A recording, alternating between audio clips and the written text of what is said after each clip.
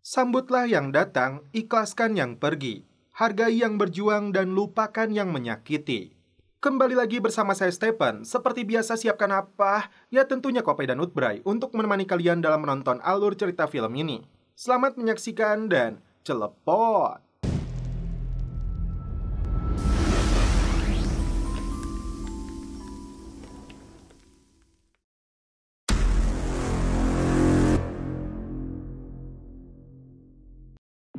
Film dibuka dengan ditampilkannya seorang mantan anggota pasukan khusus bernama Eric Heller. Tepat jam 2 malam di Rumania tahun 2003, Eric masuk ke sebuah fasilitas rahasia menyamar jadi petugas untuk mengambil bayinya. Pihak keamanan yang menciduknya dilumpuhkan.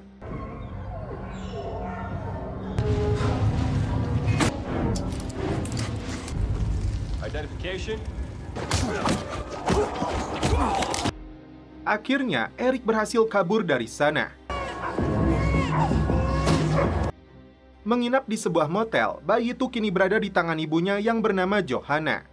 Bayi ini adalah hasil hubungan mereka. Tak berselang lama, tim pasukan khusus yang dipimpin agen CIA bernama Marissa Wigler menemukan motel tempat Eric menginap. Saat itu juga, Eric dan Johanna kabur membawa lari bayi mereka. Marissa mengejar Eric menggunakan helikopter disusul rentetan tembakan dari udara. Eric terpaksa mengarahkan mobilnya masuk ke dalam hutan. Naas, mobil tersebut menabrak pohon mengakibatkan Johanna meninggal di tempat. Sedangkan Eric dan bayinya selamat. Dari atas helikopter, Marissa melihat mobil itu meledak. Sedangkan Eric berlari membawa anaknya masuk ke dalam hutan belantara. Singkat cerita, 15 tahun kemudian, bayi perempuan itu kini telah tumbuh dewasa. Dia bernama Hannah yang baru saja menembak hewan buruannya. Tiba-tiba muncul ayahnya dari belakang. Keduanya saling bertarung. Hannah berhasil mengalahkan ayahnya sendiri. Selama 15 tahun ini, Eric membesarkan Hannah di dalam hutan Polandia. Gua adalah rumah sekaligus tempat berlindung mereka. Tidak dibesarkan seperti gadis pada umumnya, Eric mendidik Hannah layaknya anggota pasukan khusus. Dari mulai bertahan hidup hingga bela diri. Tak sampai di situ, di gua ini Eric mengajarkan Hannah bahasa Jerman, Prancis, hingga Jawa dan Sunda. Meski hutan dan gunung adalah rumahnya, kicauan burung adalah musiknya, Eric tetap mengajarkan Hannah kehidupan di luar sana dengan gambaran ceritanya. Suatu hari, Hannah melihat sebuah pesawat melintas. Hannah ingin sekali mengejarnya, namun ayahnya sudah memberi batasan tidak boleh melintasi hutan yang diberi tanda merah di batang pohonnya. Latihan bela diri dan menembak adalah aktivitas Hannah setiap hari.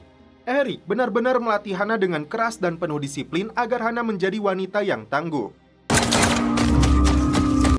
Meski ayahnya sudah melarang, Hannah ingin menemukan jati dirinya. Apalagi dia merasa punya kemampuan hasil didikan ayahnya. Hannah berjalan mundur lalu memanjat pohon agar ayahnya tidak menemukan dia melewati batas larangannya. Setelah berjalan cukup jauh, Hannah melihat seorang pria bernama Arvo sedang menebang pohon. Dia memberinya coklat Snickers, makanan baru yang selama ini tidak pernah dia rasakan. Karena Arvo berniat menghubungi ayahnya, Hannah melarang bahkan memelintir tangan si Arvo. Sontak, Arvo terkejut dan ketakutan lalu dia pun pergi. Kembali ke rumahnya, Eric tidak percaya Hannah pergi berburu kelinci. Ini pertama kalinya Hannah berbohong dan pertama kalinya juga Eric terpaksa menamparnya. Hannah ingin tahu siapa yang telah membunuh ibunya seperti yang diceritakan Eric. Tapi Eric belum menceritakan secara gamblang kepada Hannah. Padahal Hannah merasa sudah cukup dewasa dan mampu untuk membalaskan dendam kematiannya. Keesokan hari, Hannah kembali menemui Arvo. Dia minta lagi coklatnya. Si Arvo sempat meledek karena gaya makannya Hannah yang kaya binatang buas. Hannah mengaku tinggal di dalam hutan dengan ayahnya. Karena tidak pernah melihat dunia luar, Arvo mengajak Hannah ke sebuah lokasi. Diajak naik ATV, Hannah begitu senang bisa merasakan sensasi lain. Ternyata Arvo mengajaknya ke pemancar satelit super besar. Dia mengira tidak akan ada yang datang, padahal tempat ini dipasangi alarm. Seperti yang diajarkan ayahnya, Hannah mengetahui semua nama-nama bintang. Tiba-tiba petugas keamanan datang. Arvo ditangkap sedangkan Hana langsung kabur. Kembali ke rumah, Hana menceritakan apa yang terjadi kepadanya hari ini. Eric ingin memastikan apakah mereka melihat wajah Hana. Jika wajahnya terlihat, Eric khawatir mereka akan kembali datang untuk memburunya meskipun sudah 15 tahun berlalu. Eric bertanya apakah Hana ingin hidup di dunia luar, meskipun sangat berbahaya dan bisa mengancam nyawanya. Kemudian dia menyodorkan foto Marisa, orang yang telah membunuh ibunya. Menurut Eric, untuk hidup bebas di luar sana, mereka harus menemukan dia lebih dulu sebelum wanita ini yang menemukan mereka. Dan inilah Marisa sekarang dengan suami dan anaknya. Anak buahnya yang bernama Karl memberikan laporan tentang seorang wanita mencurigakan hampir tertangkap di menara satelit Polandia. Arvo yang sempat ditangkap mengaku gadis itu tinggal di dalam hutan dengan ayahnya. Marisa kembali mengingat 15 tahun lalu dia mengejar agennya yang bernama Eric yang telah membunuh pacarnya lalu kabur bersama putrinya. Hana segera membangunkan ayahnya setelah dia mendengar 3 suara helikopter, padahal Eric sendiri tidak mendengarnya. Saat itu juga, mereka berdua segera berkemas untuk keluar dari hutan tersebut. Rupanya, Marisa menerjunkan tim pasukan khusus untuk menangkap Hana dan membunuh Eric. Salah satu anggota pasukan itu mereka habisi. Hana dan Eric sepakat untuk berpisah. Rencana pelarian ini sudah lama dipersiapkan Eric untuk hal terburuk seperti yang terjadi sekarang. Karena itu, keduanya janjian untuk mengirim kartu pos dan bertemu di Berlin. Bahkan, Hana telah diajarkan untuk mengaku berasal dari Garut. Sekolah di SD Negeri Cikuya memiliki kambing bernama Bruno yang sering sembarangan. Tim pasukan khusus hampir saja menembak Eric. I have eyeball on Heller. Mendengar dari radio musuh ayahnya dalam bahaya, akhirnya Hana berpura-pura minta tolong kepada mereka. Ayahnya telah pergi meninggalkannya karena dia dianggap lamban. Hana pun dibawa pasukan khusus ke markas rahasia CIA di Polandia. Dan setelah itu, film pun berlanjut ke episode 2. Seorang gadis kota bernama Sophie dan adiknya yang bernama Jay diajak oleh kedua orang tuanya untuk berkeliling Eropa menggunakan mobil van. Jika tidak terpaksa, sebetulnya Sophie tidak mau ikut dengan orang tuanya. Di dalam fasilitas rahasia ini, Hana hanya duduk terdiam. Untuk pertama kalinya, dia mandi menggunakan shower. Itu adalah sesuatu yang baru karena biasanya dia mandi menggunakan gayung dari batok kelapa. Fokus menikmati coklat, Hana sama sekali tidak mau merespon pertanyaan yang dilontarkan komandan pasukan khususnya CIA. Hana mengaku hanya ingin berbicara dengan Marisa. Karena Marisa berada jauh di Amerika, dia tugaskan seorang agen wanita untuk berpura-pura menjadi dirinya di depan Hana. Dengan arahan Marisa, dia mengatakan Eric adalah bawahannya saat bertugas di Berlin tahun 2001. Padahal, Hana sudah mengetahui wajah asli Marisa karena Eric menyodorkan fotonya. Karl mengatakan kepada Marisa dia sudah melakukan tes DNA kepada Hana sebagai prosedur umum agensi untuk tahanan. Dan hasilnya menyebutkan Hana luar biasa. Hana memeluk wanita ini setelah mengatakan ibunya dibunuh oleh Eric. Tapi tiba-tiba ini yang dilakukan Hana.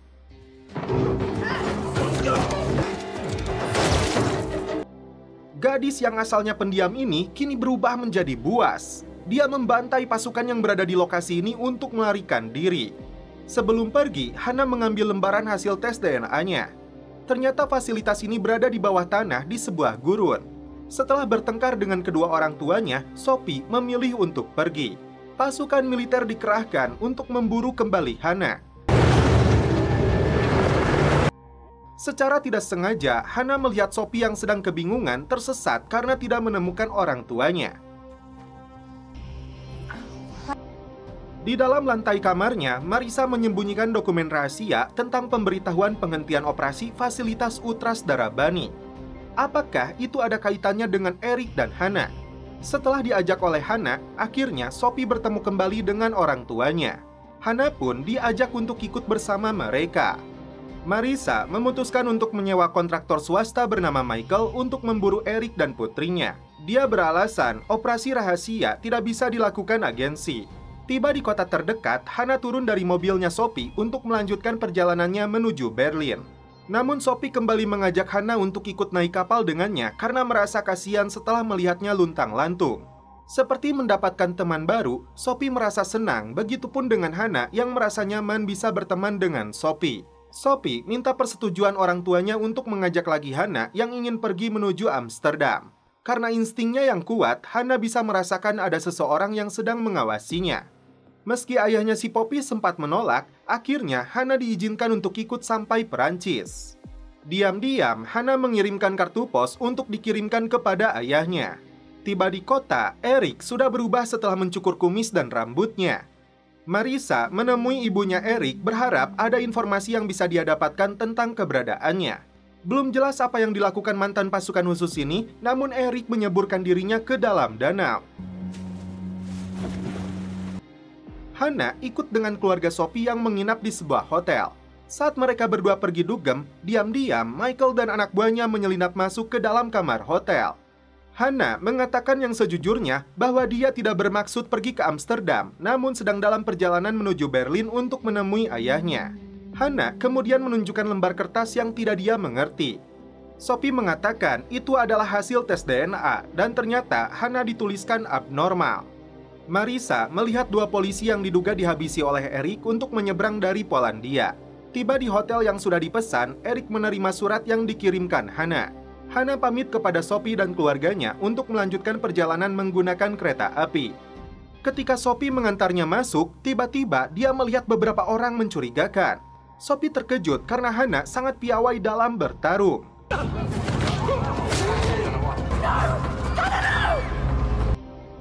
Dia melumpuhkan puluhan pembunuh bayaran yang ingin menangkapnya. Akhirnya, Hana berhasil melompat ke atas kereta meninggalkan Sophie. Dan setelah itu, film pun berlanjut ke episode 3.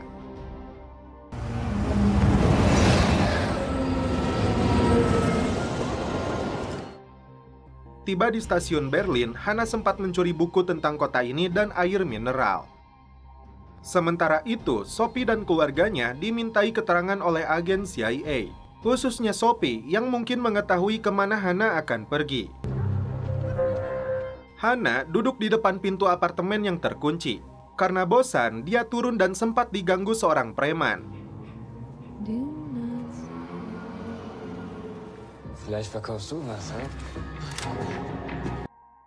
Saat itulah ayahnya muncul di sana, sengaja membiarkan Hana beberapa jam untuk memastikan tidak ada yang membuntutinya. Hana mengaku berhasil kabur dari penjara rahasia setelah membunuh wanita yang mengaku Marissa. Dia bertemu dengan satu keluarga yang mengantarnya ke Perancis lalu naik kereta ke sini. Mereka berdua kemudian dijemput oleh teman Eric yang dulu sama-sama dalam unit pasukan elit bernama Rudy. Meski baru pertama kalinya menginjakkan kaki di Berlin, tapi Hana sudah hafal betul dengan sejarah kota ini termasuk menguasai bahasa Jerman.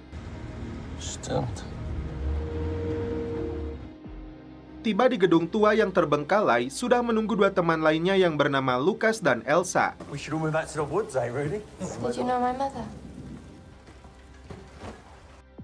Karena sudah merasakan nyamannya kasur hotel, Hana tampak murung karena tempat ini kumuh. Setelah semua selesai, Eric berjanji akan membawanya ke hotel. Ternyata Eric sudah mengetahui Hana berbohong tidak mengatakan tujuannya kepada siapapun bahwa dia akan ke Berlin. Karena itu, mereka mulai mempersiapkan diri akan munculnya kembali Marissa. Terbang menggunakan jet pribadi, Marissa dan Carl tiba di Berlin. Terlihat si Michael juga sudah berada di negara ini. Marissa mengumpulkan seluruh agen CIA untuk mulai bekerja mencari informasi keberadaan Eric dengan hati-hati.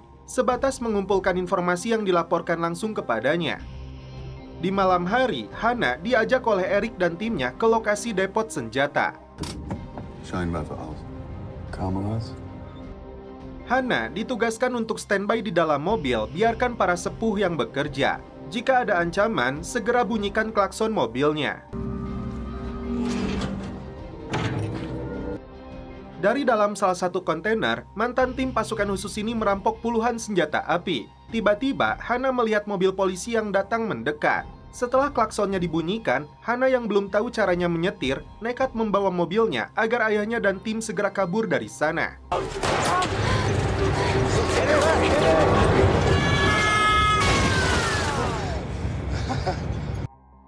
Tiba di hotel, Marisa menemui Michael tanpa sepengetahuan Carr. The girl? For service provision. Nothing more. Setelah anak buahnya mendapatkan informasi keberadaan Eric, saat itulah Michael dan timnya turun untuk membunuh Eric dan juga Hannah. Michael sempat bertanya bagaimana dengan orang-orang Utrax. Sepertinya Michael tahu betul dengan masa lalu Marisa dan program itu. Quite that simple, is it? Things that have a habit of haunting you. Eric menceritakan kepada Hannah saat dia menjadi anak buahnya Marisa untuk ditugaskan mencari orang jahat di seluruh penjuru Eropa. Setelah pensiun dari pasukan khusus, Eric jatuh miskin dan punya banyak masalah. Karena itu, dia bekerja kepada Marisa, namun tidak terlalu lama. Dia berhenti dan pergi ke Rumania. Tapi Marisa kembali memberinya pekerjaan yang tidak bisa dia tolak. Eric hanya bisa menceritakan sampai situ yang membuat Hannah makin penasaran. What work? Marisa datang ke depot senjata tempat Eric dan tim mencuri persenjataan. Ternyata Elsa berada di sana untuk mengawasi Marisa sekaligus untuk mengetahui di mana dia menginap. Karena yakin Eric memanggil kembali rekan-rekannya di pasukan khusus, Marisa mengumpulkan informasi teman-teman Eric saat aktif di kesatuan. Muncul Lucas Taylor yang dulu sama-sama ditugaskan dalam misi PBB dengan Eric. Kembali ke hotel, Marisa menyadari ada seseorang yang membuntutinya.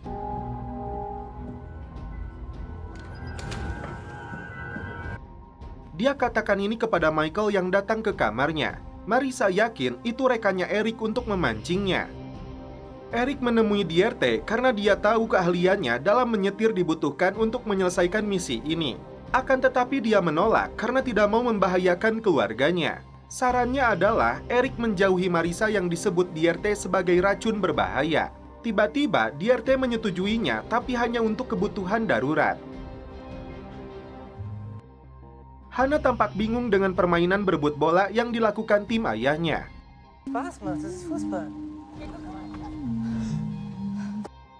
Untuk misi besarnya ini, Eric menunjuk Rudy sebagai driver.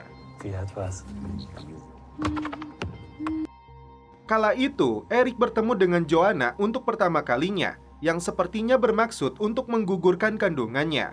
It's a living being inside of you. I saw you here last week. Sebelum Joanna mengambil keputusan yang salah, Eric ingin memberikan solusi kepadanya. Tidak ditampilkan apa yang mereka bicarakan, namun Joanna setuju, lalu dia tanda tangan kesepakatannya. Diam-diam, Eric menghubungi Marisa bahwa dia sudah mendapatkan korban lainnya. Di malam hari, Lucas bermaksud minum di bar, tapi pelayan yang bernama Thomas menolak karena hutang Lucas sudah terlalu banyak. Dia lantas diajak oleh Carr dan anak buahnya untuk menemui Marisa. Ternyata, Lucas pernah ditawari pekerjaan oleh Marisa, namun saat itu dia menolak karena melihat wajah liciknya. So you do remember. Ditanya tentang Eric, dia mengaku sama sekali tidak tahu, termasuk ikut campur dalam perampokan depot senjata. Is money tight?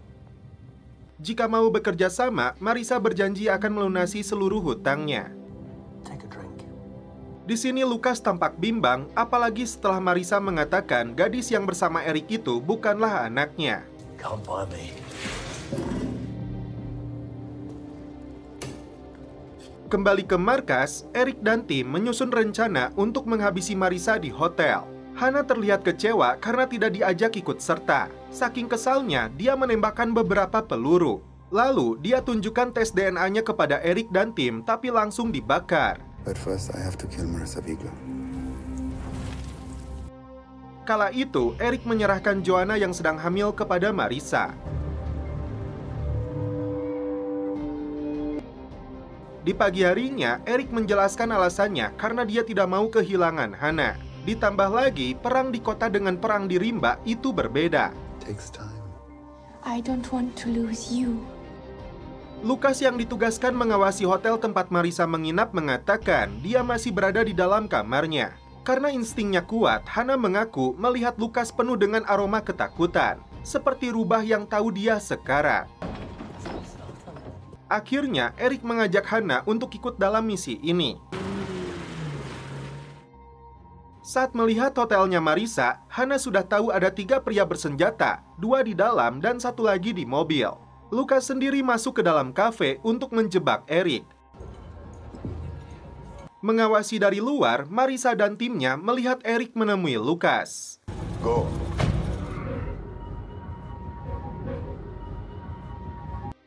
Rudy turun dari mobil menuju hotel, sedangkan Elsa dan Hannah menunggu di mobil. Eric tampaknya sudah tahu Lukas ingin menjebaknya.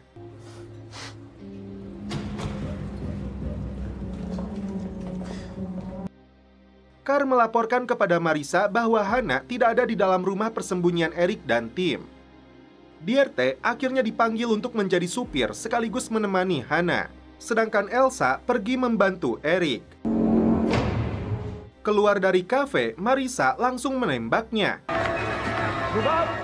Namun ternyata dia adalah Lukas. Eric kabur melalui basement dibantu Rudy untuk menyingkirkan musuh. Mendengar ada suara ledakan, Hannah segera berlari untuk membantu ayahnya.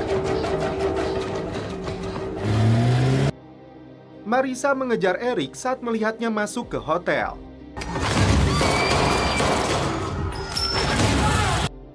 Di antara kabut asap, Hannah hanya berdiri, hampir menjadi korban pembunuhan yang akan dilakukan si Carr jika Diertes datang terlambat.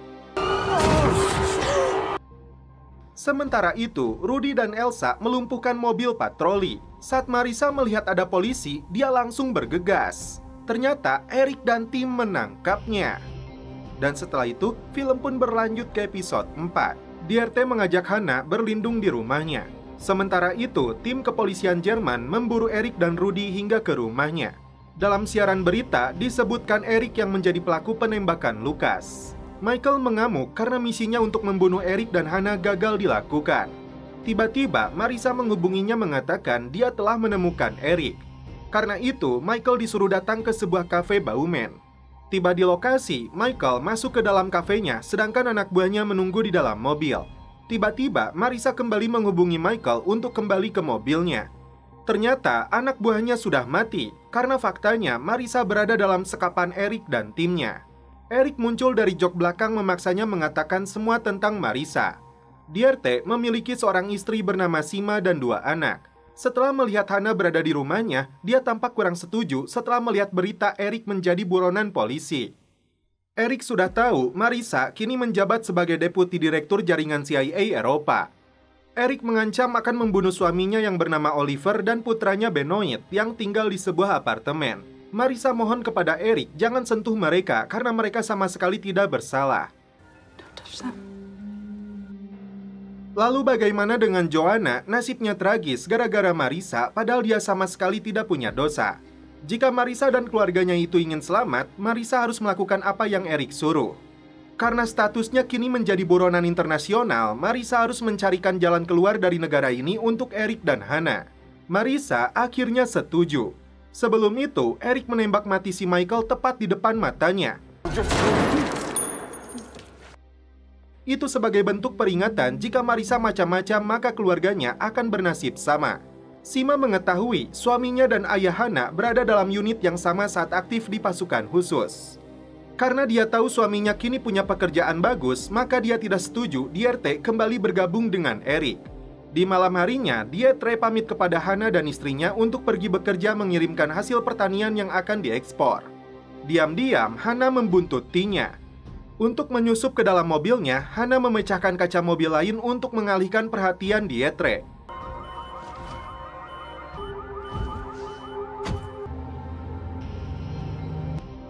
Ternyata, Diertes menyelundupkan imigran dari Jerman menuju Inggris.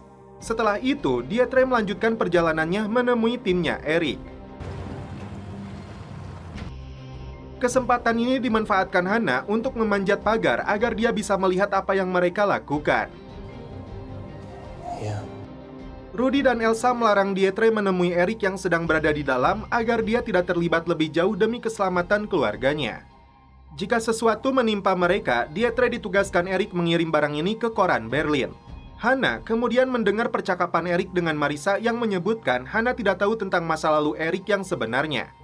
Hannah segera pergi karena Eric mendengar ada seseorang di sana. Saat melompat pagar, tangannya tertusuk kawat berduri. Eric tidak berhasil menangkap pelaku, namun dia melihat adanya tetesan darah di kawat tersebut. Berjalan menyusuri kota Berlin, Hannah seperti sedang mencari jati dirinya. Marisa memanggil Carr untuk menemuinya di sebuah kafe di bawah pengawasan Rudy dan Elsa. Hey. Hey.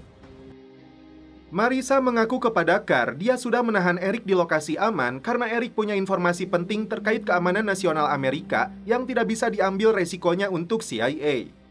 Karena itu, Marisa minta bantuan Carr untuk mengizinkan penerbangan rendisi malam ini di Bandara Vinau, menarik surat perintah Interpol, dan tidak boleh ada satupun militer Amerika, Jerman, atau Intel di lapangan terbang. Meski Carr tidak punya wewenang untuk itu, namun karena Marisa memaksanya, dia tidak punya pilihan. Setelah itu, Marisa dibawa kembali oleh Eric dan timnya setelah dia melepas alat penyadap. Setelah Dietre pergi mengantarkan berkas sekolah anaknya, Hannah menemukan dokumen yang disembunyikan di dalam kamar mandi. Dokumen itu menyebutkan Joanna sebagai ibu, Eric petugas rekrutmen, sedangkan nama ayah tidak diketahui. Apakah Hannah menyimpulkan bahwa dia bukanlah anak kandungnya Eric? Datang ke kantor, Carr dikejutkan dengan seorang agen bernama Jerome Sawyer. Dia mengaku ditugaskan oleh Deputi Direktur Pusat untuk melakukan pembersihan. Eric mengingat kembali, saat itu Joanna minta anaknya dikembalikan, meski dia sudah menandatangani kontraknya. Joanna memohon kepada Eric, karena dia tidak mau lepas dari anaknya yang sudah dia beri nama Hannah. Kala itu, Eric yang tersentuh seakan tidak peduli meski nyawa dia dan Joanna jadi taruhannya. Jadi menurut Marisa, mereka berdua sama-sama telah bersalah atas matinya Joanna. Jerome bertanya, apakah Carr tahu tentang operasi Utrax? Carr mengaku sama sekali tidak tahu dan tidak terlibat dengan operasi itu. Dia juga menceritakan keinginan Marisa untuk menyediakan pesawat. Carr merasa ada yang janggal karena tidak biasanya Marisa minum kopai. Disinilah Jerome mengambil kesimpulan, bukan Marisa yang menahan Eric, namun sebaliknya. Jerome berencana untuk memberikan pesawat seperti permintaannya. Setelah Eric kabur, Marisa mengaku telah mengubur fasilitas Utrax-nya sesuai perintah yang di atas. Tapi sebelum itu, dengan kejinya, anak-anak yang berada di fasilitas itu disuntik mati. Lalu, jasad mereka dibakar. Dia menyebut Utrax diotorisasi di tingkat tertinggi. Tidak boleh ada satupun yang tersisa, dan karena itulah Hannah diburu. Sesuai dengan janji Marisa kepada orang-orang yang berkuasa. Setelah Marisa menelepon untuk memastikan pesawatnya tiba, Eric menugaskan Rudy untuk membunuhnya. Eric dan Hannah diantar Dietre menuju bandara. Timnya Jerome berhasil mendeteksi keberadaan Hannah yang tertangkap kamera CCTV. Sepanjang jalan, Hannah tampak murung. Eric sempat melihat perban di tangannya. Marisa kembali menghubungi Carr untuk memastikan pesawatnya telah siap. Tapi kali ini di belakang Carr sudah banyak agen CIA. Dia mengatakan kopinya sudah menunggu di pesawat. Itu sebuah kode bahwa Carr tahu Marisa dalam bahaya. Kini tugas terakhirnya Rudy untuk menghabisi Marisa. Namun tiba-tiba muncullah Jerome yang lebih dulu menembak Rudy.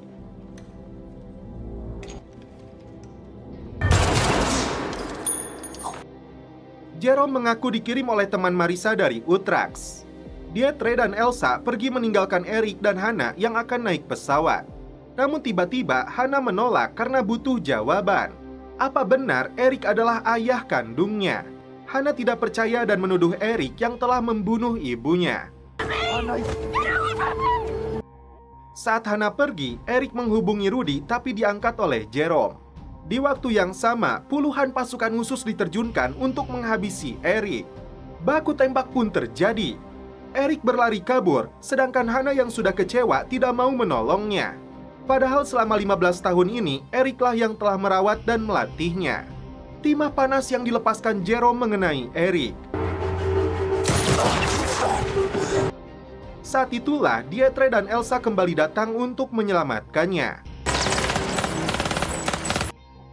Sementara itu, Hannah menyelinap dalam mobil box yang membawa para imigran. Dan setelah itu, film pun berlanjut ke episode 5. Datang ke kamar mayat, Marisa tidak menemukan jasadnya Eric. Rupanya, dalam seminggu ini, Hannah bersembunyi di dalam mobil milik orang tua Sophie. Sahabatnya ini rutin memberinya makanan meskipun Hannah tidak mau menceritakan apa yang sebenarnya terjadi. Elsa minta bantuan temannya yang bernama Franz karena kondisinya makin memburuk. Jerome mengambil alih tugas Marissa untuk memburu Eric, karena Marissa dianggap mengalami gangguan mental setelah menutup fasilitas Utrax. Karena kondisi Eric kritis, dia harus segera mendapat penanganan medis di rumah sakit untuk mengeluarkan pelurunya. Namun karena Eric menolak, Franz akan melakukan operasinya di sini meskipun dengan peralatan apa adanya. Jerome dan Carr menemukan identitas Dietre sebagai mantan komandan tim pasukan khusus di Hellman. Pencarian mulai dilakukan untuk menangkapnya karena Dietre terbukti membantu Eric. Carr dilarang oleh Jerome untuk menanyakan tentang operasi Utrax karena itu bukan kapasitasnya. Setelah kondisinya membaik, dalam pikiran Eric hanya satu, yaitu keselamatan Hana. Namun, dia dan timnya kebingungan di mana Hana berada. Tangisan bayi merasuki pikiran Marissa. Kesalahan terbesar dalam hidupnya karena membunuh puluhan bayi tidak berdosa. Hana segera bersembunyi di dalam mobil saat ayah Sophie bermaksud untuk tidur juga di situ. Dia menangis karena masalah yang sering kali terulang dengan istrinya. Jerome dan beberapa anak buahnya menemui Dietre di tempat dia bekerja untuk menanyakan di mana Eric berada. Dietre mengaku tidak tahu karena sudah bertahun-tahun dia tidak pernah bertemu. Tentu saja Jerome tidak percaya karena mereka sama-sama pernah bertugas di Afghanistan. Dan rekaman CCTV itu membuktikan fakta Dietre telah membantunya. As I said, I don't know where Eric Heller is. Namun, Jerome tidak mau memaksanya. Marissa menemukan foto Hana sedang berada di pesta ABG dengan temannya Sophie. Pulang ke rumah, Dietre terkejut karena Jerome mulai mengancam keluarganya. Dia tempatkan seorang sniper yang sudah membidik anaknya. Kecuali Dietre mau bekerja sama. Hana memberanikan diri datang ke rumah teman Sophie yang dia taksir bernama Anton Black. Saat mereka sedang menonton film zombie, Hana terpancing emosinya hingga menendang wajah temannya si Anton. Menyamar jadi wanita bernama Chris Simon, Marissa datang ke Inggris untuk memburu Hana. Sophie dan cowoknya yang bernama Dance mengajak Hana untuk pergi. Dan kebetulan rencana sebelumnya Hana ingin kembali ke hutan. Ternyata mereka juga mengajak Anton. Kesal kepada orang tuanya, Sophie nekat membawa mobil mereka untuk bersenang-senang. Saat Eric sedang memulihkan kondisi fisiknya, Elsa memberitahu Dietre sulit dihubungi. Namun tiba-tiba Elsa ditembak tepat di kelapanya. Eric coba kabur, namun puluhan agen CIA lebih dulu mengepungnya. Ternyata Dietre yang membocorkan lokasi persembunyiannya kepada CIA. Seperti perasaannya Hana, ternyata Sophie juga lebih menyukai Anton daripada si rambut kuriwal. Namun, Hana tidak mau menyakiti perasaan sahabatnya ini. Mereka tidak percaya Hana bisa menangkap kelinci. Ketika Dance masuk ke dalam mobil, dia menemukan berkas tentang Hana. Dan setelah itu, film pun berlanjut ke episode 6. Eric ditempatkan di dalam sel khusus yang sangat dingin untuk memaksanya mengatakan di mana Hana bersembunyi. Mantan pasukan khusus ini mengaku tidak tahu karena dia lebih cerdas dari dirinya. Di pagi harinya, saat teman-temannya masih terlelap tidur, Hana sudah berjalan hingga berlari di dalam hutan ini karena merasa telah kembali ke habitatnya. Dalam perjalanan pulang, Sophie nempel terus kepada si Anton, padahal Anton dan Hana sudah jadian tadi malam. Jerome tampak kesal karena sampai saat ini dia belum berhasil menemukan Hana. Eric mengingatkan, suatu saat nanti Jerome akan dibuang atasannya karena dia pernah berada di posisi yang sama. Saking frustasinya, Jerome mencekik Eric. Dia berharap Eric mau mengatakan di mana Hana berada.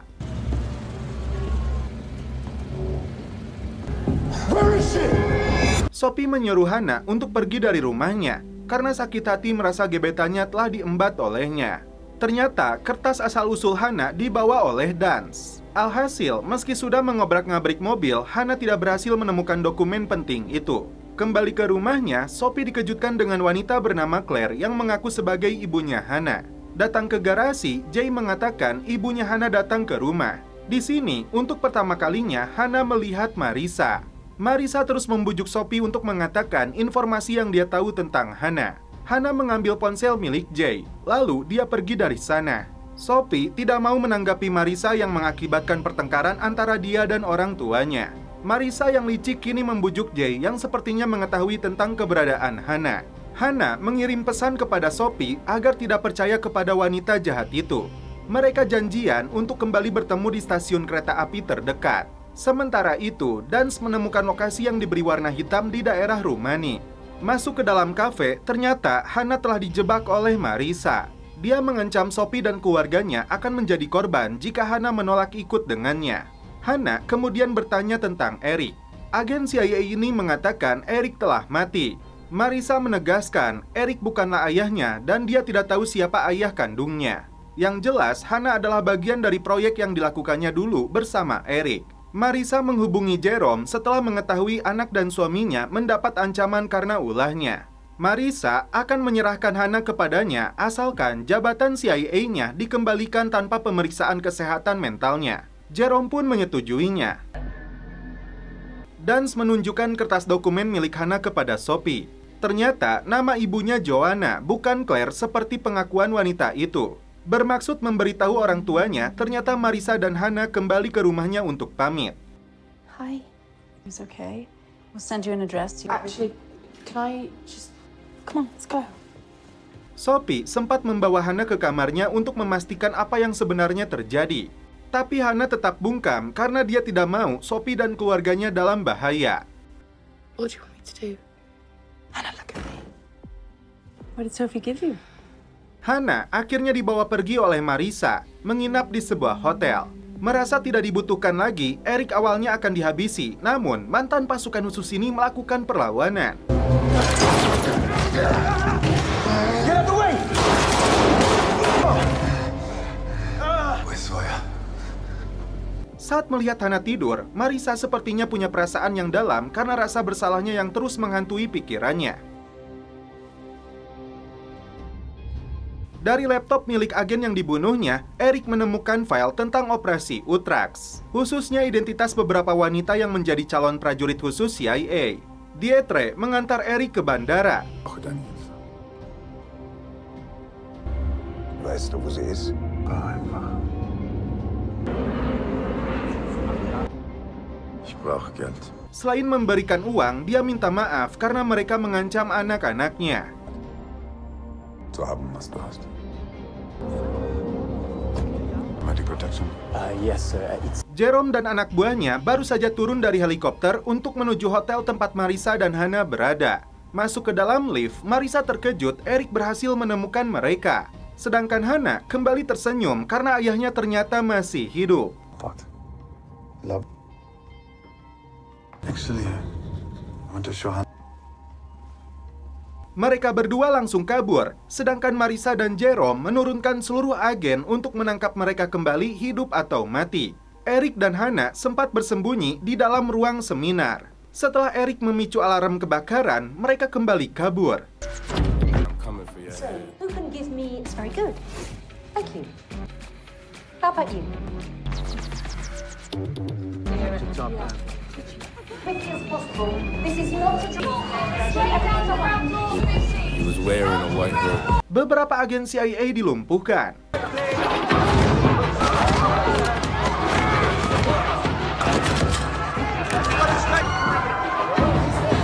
Setelah itu, Eric merampas helikopter milik mereka untuk kabur membawa Hana.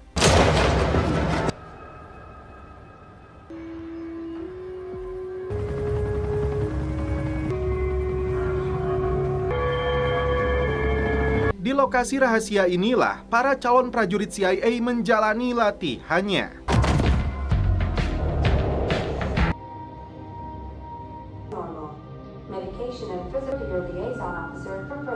Berjalan di atas hamparan rumput ilalang yang sedang bergoyang, Eric menceritakan 16 tahun lalu dirinya bekerja kepada Marisa untuk merekrut wanita-wanita yang frustasi dengan kehamilannya.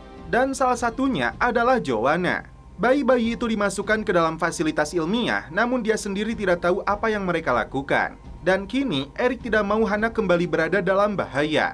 Agar dia bisa hidup normal, Eric akan menyerahkan Hana kepada ayah kandungnya di Rumania. Live with you. If you could, I'll make it possible. Mereka berangkat menggunakan kereta api. Setelah mengobati luka tembaknya, Eric melihat kembali daftar para wanita dan titik koordinat lokasi program Utrax yang berada juga di Rumania. Atasan Jerome yang belum diperlihatkan identitasnya mengatakan, laptop agen Utrax telah diretas seseorang yang dia duga dilakukan Eric. Melanjutkan perjalanan menggunakan mobil curian, Eric mengajak Hana untuk mengunjungi dulu ibunya.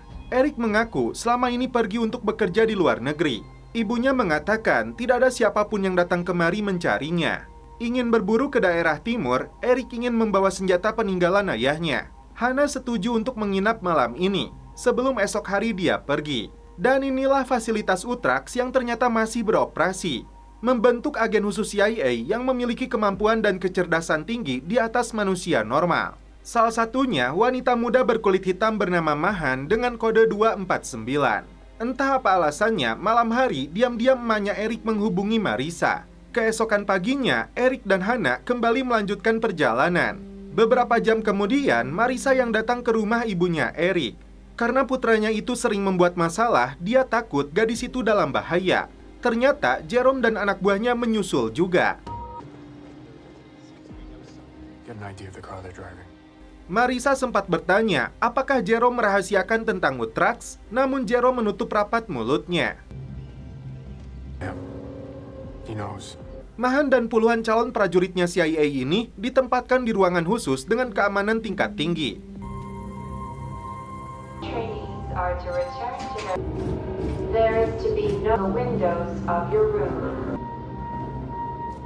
Karena butuh istirahat, Eric memesan kamar hotel nomor 12. Sedangkan Marisa dibawa dua agen yang ditugaskan untuk membunuhnya. Marisa melawan hingga berhasil menghabisi keduanya.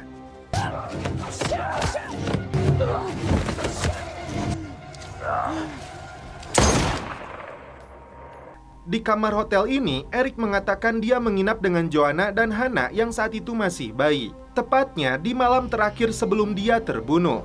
Jerome dan anak buahnya datang ke markas Utrax untuk mengambil alih komando markas ini dari kepala bagian ilmiah bernama Dr. Roland. Puluhan anak buahnya memasang perimeter di sekeliling gedung setelah mendapat informasi Eric akan datang ke tempat ini. Eric mengantar Hana menemui ayah kandungnya yang kini sudah menikah dan memiliki anak. Ayah kandung Hana cukup terkejut saat melihatnya, tapi mereka tetap menyambutnya dengan baik. It's my fault. Jika tidak betah, Eric berjanji esok hari akan datang menjemputnya lagi. Let me go. Promise me you'll come back. I promise. Jerome menerjunkan seluruh pasukan setelah keberadaan Eric terdeteksi berada 50 km dari markas ini. Kebetulan Marisa mendengar komunikasi radio yang mereka lakukan. Eric sempat menghubungi ayah kandung Hana untuk menjaganya dengan baik karena dia tidak akan kembali lagi menjemput Hana. Tiba di motel, Marisa memesan kamar nomor 11 persis di sebelah kamarnya Eric. Setelah tahu Eric tidak akan kembali, Hana putuskan untuk pergi. Dia lebih memilih Eric yang sudah melindunginya selama 15 tahun daripada ayah kandungnya sendiri. Hana merampas mobil milik ayahnya ini. Where is it? Where's your car? Kembali ke hotel, Marisa menghubungi Eric untuk bekerja sama karena mereka mencoba membunuhnya juga. Marisa terkejut karena baru mengetahui program Utrax tidak pernah ditutup seperti anggapan dia selama ini. Marisa bisa membantu merubah identitas dan penampilan baru Hana demi menyelamatkannya dari bahaya. Tapi Eric tidak percaya lagi kepada Marisa. Work together. Together we make. Eric berhasil menciduk Marisa di kamarnya. I didn't know. Baku tembak pun kembali terjadi. Eric berupaya meladeni serangan mereka. Surrounded, Eller. Come out. Take him out.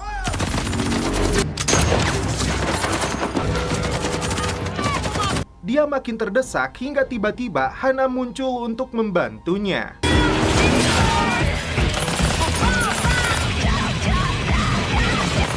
I'll cover you.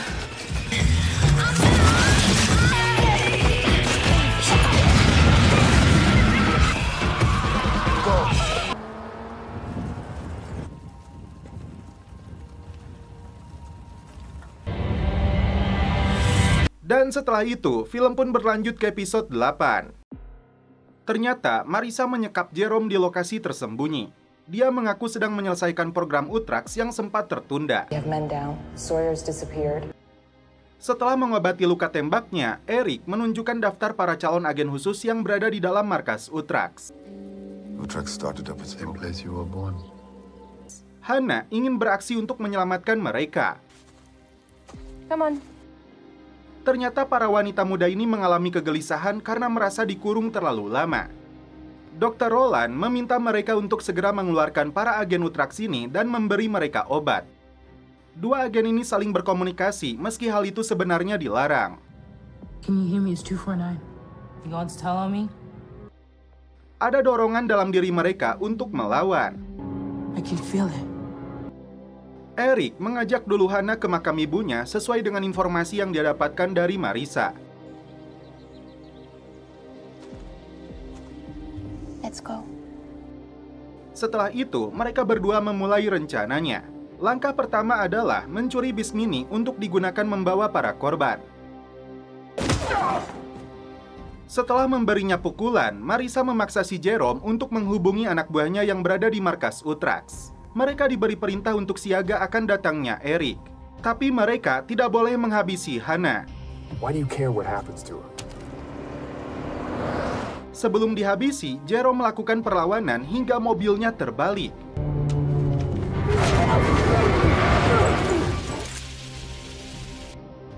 Marissa tidak sadarkan diri, sedangkan Jerome berhasil membebaskan diri. Dia membakar mobil tersebut. Jerome tidak tahu Marissa lebih dulu keluar sebelum meledak. Sementara itu, Eric dan Hana berjalan menyusuri hutan. Dari balik pagar, tiba-tiba seekor anjing muncul, tapi dengan mudah Hana menjinakkannya.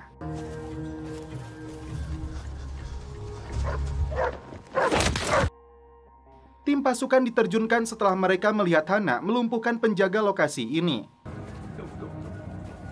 Mereka masuk ke dalam fasilitas seperti yang pernah Eric ingat dulu. Jika dulu dia melihat deretan bayi tempat dia menemukan Hana, kini tempat ini sudah berubah. Hana ketuk satu persatu pintu kamar selnya, namun tidak ada yang nyaut sama sekali. Who's in there? Hanya si Mahan alias Clara yang mau menjawab. Tidak bisa membuka pintu karena dikunci secara otomatis. I'm different. Baku tembak mulai terjadi setelah pasukan musuh berdatangan. Mereka semua dibantai habis oleh mantan pasukan khusus dan putrinya ini. Datang ke desa, Jerome minta bantuan warga untuk meminjamkan ponselnya. Masuk ke pusat kontrol, Hana dan Eric menangkap si Dr. Roland. Ternyata dia ingat kepada Eric yang telah mencuri bayi di kala itu. Dialah yang menciptakan Hana hingga kuat seperti ini. Roland dipaksa untuk membuka akses pintunya. Kesempatan ini pun dimanfaatkan Clara untuk keluar. Ternyata Jerome telah memanggil ratusan pasukan khusus menuju markas Utrax. 242, the door is open. Clara mencoba mengajak temannya namun dia menolak. What are you doing here? Hana minta mereka semua untuk ikut dengannya demi keselamatan mereka. Tapi sejak lahir otak dan pikiran mereka telah diatur, hanya mengikuti perintah layaknya robot. You're free. Salah satu dari mereka terpaksa dihabisi karena hendak menghabisi Hana. Di waktu yang sama, militer telah mengepung lokasi ini. Come on, we have to go. This way. All units proceed, we have time. Marissa menemukan bis mini yang sebelumnya dibawa oleh Eric dan Hana di dalam hutan. Puluhan wanita ini dibawa menggunakan truk militer. Everyone in now! Must have the med files. Fasilitas rahasia Utrax ini akhirnya dibakar habis untuk menghilangkan jejak busuknya program CIA tersebut. Dan kini, Eric, Hana, dan Clara harus berhadapan dengan tentara. Take cover. Setelah mereka mengepung, ini yang terjadi. Pertempuran sengit kembali diperlihatkan di sini, khususnya kemampuan tempur yang dimiliki Hana hasil didikan Eric.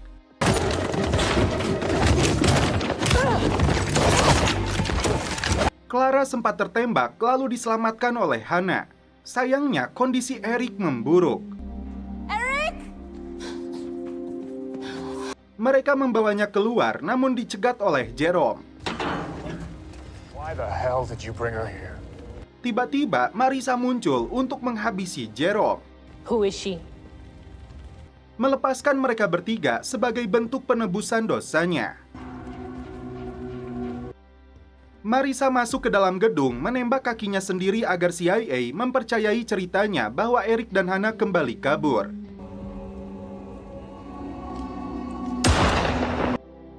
Dalam perjalanan, Eric mengatakan pesan terakhirnya agar ditempatkan bersama ibunya.